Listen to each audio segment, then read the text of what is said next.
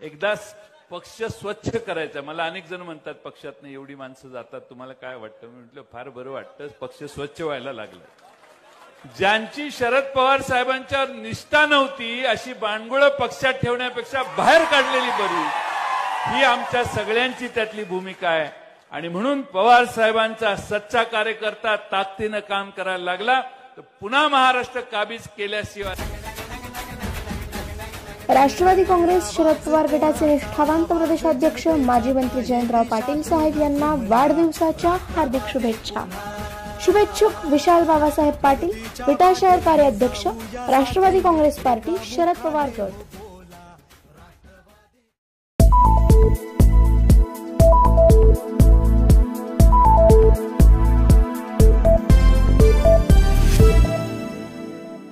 विटा नगरपालिकेकडून धडक मोहीम।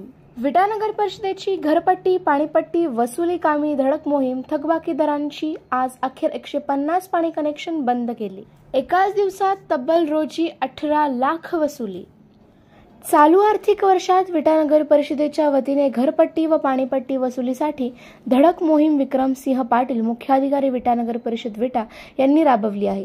शासनाकडून वसुलीचे 100% उद्दिष्ट पूर्ण करण्याचे निर्देश आल्याने व वसुलीवरच नगर परिषदेस विकास कामासाठी मिळणारे अनुदान अवलंबून असल्याने ही मोहीम राबविण्यात येत आहे। धडक मोहिमेत कारवाई करण्यासाठी श्री स्वप्नील खामकर उपमुख्याधिकारी, श्री चंद्रकांत गमरे पाणी पुरवठा अभियंता, श्री राजेंद्र चिरमे अभियंता, श्री संदीप वाघमारे टॅक्स विभाग प्रमुख, श्री प्रकाश गायकवाड, श्री अनिल पवार, श्री आनंदा सावंत, श्री नारायण शितोळे सर्व टॅक्स विभाग अधिकारी यांचे पथक तयार करून थकबाकीदारांची नळ कनेक्शन कट करण्याची मोहीम प्रभावीपणे राबवण्यात येत आहे।